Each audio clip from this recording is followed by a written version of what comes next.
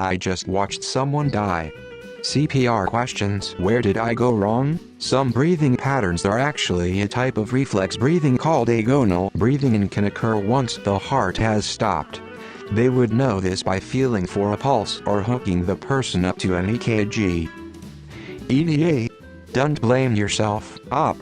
You didn't do anything wrong, and few people without medical training would recognize this. As an ICU physician, I can tell you that cardiac arrest outside the hospital has a very low survival rate of around 10.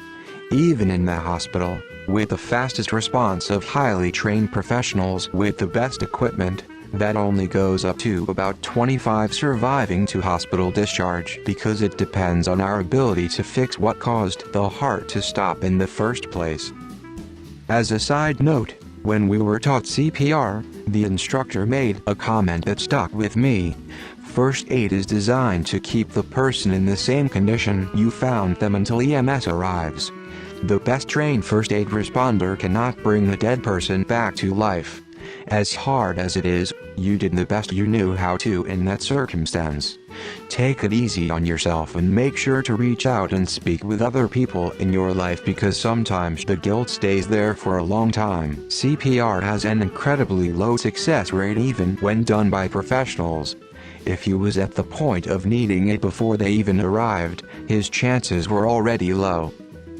You didn't do anything wrong. You did your best. How did the paramedics know? They go through many years of school and training and on-the-job training. You can't beat yourself up for not knowing what to do.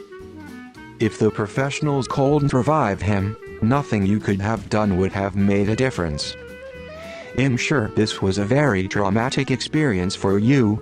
If you need someone to talk to, you should reach out to your local mental health support network. This was not your fault. You didn't do anything wrong. This is an extremely difficult and complex situation for which only years of exposure and experience may have changed your course of action. In terms of what you are contemplating, those were likely agonal respirations which will not sustain life. CPR is performed when a pulse cannot be palpated. CPR is basically used to keep circulating oxygenated blood through the body until medical help arrives. Very rarely will it restart a stopped heart.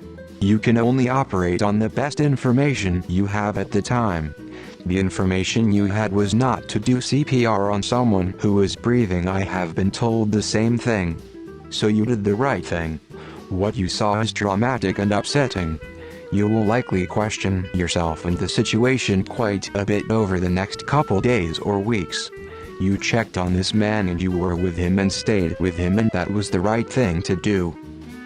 An AED is maybe the only thing that could have helped, and that was not available. CPR is only effective in a very small number of people. Thank you for being a good human and stopping to help someone in distress. You did the right thing. The ABCs. A. Airway. B. Breathing. C. Circulation. Need to check all three. That being said, as said before, CPR has a very low success rate even by professionals. Stop it right there. You did more than almost any other stranger would do. You're not a medical professional. Just knowing CPR doesn't give you the ability to diagnose anything. To answer your question, what you observe is agonal breathing. They are basically dead. It's the brainstem working in reflex. Here is the Google. Agonal breathing is when someone who is not getting enough oxygen is gasping for air. It is usually due to cardiac arrest or stroke. It's not true breathing. It's a natural reflex that happens when your brain is not getting the oxygen it needs to survive. Agonal breathing is a sign that a person is near death. You would not know this not being a medical professional. At this point, CPR is basically useless. You showed kindness to a stranger and willingness to help within your capacity to give care. Don't second-guess yourself. Snoring sounds are an indicator of agonal breathing, which is not effective breathing. Don't beat yourself up though. You did what you could and stepped up to do so, something not everyone would do in that moment, so give yourself not only grace, but also some kudos for being a caring human being. I worked for an EMS company that did extensive research on CPR. Hands-only CPR is better than nothing. Air is not as important since we are pushing hard enough to break bones. The wings are still getting deflated. What is really neat is they found that if we performed CPR with the point in an uprightish position, they had better survival rates. This was originally discovered by medics in Asia where the high-rises have tiny elevators, so when they did CPR the point had to be propped up while using the elevator, which resulted in higher risk. My 40-year-old nephew completed the new CPR course in February. He told us it's now back to including 2 breaths along with chest compressions. But so many of the patients are dead before they hit the ground floor. You didn't do anything wrong. First aid instructor in EU. We advise students to start CPR, comprised of cycles of 30 chest compressions and 2 rescue breaths, when a person is 1. Unresponsive. 2. Not breathing normally.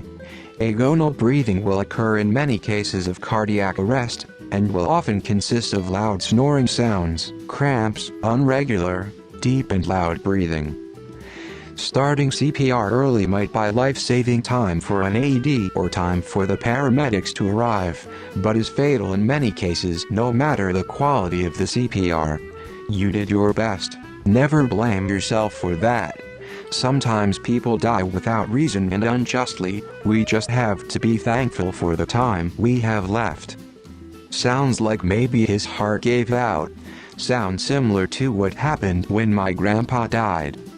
Do yourself a favor and watch Groundhog Day. The scenes where Bill Murray keeps trying to save the old fellow until he realizes he can't. It's not his fault. It would happen anyway. He probably wasn't even breathing. Gas can escape that sounds like breathing but is not. Was the chest rising and falling? Most people would have just walked past and not care. You stopped to help. That is impressive. The current training is hands only. Because if your heart is not beating, it doesn't matter if you are breathing or not. My uncle was very recently saved by CPR, but it took 3 trained people to switch out every 30 seconds so that they didn't wear themselves out in the process. Giving CPR is physically taxing.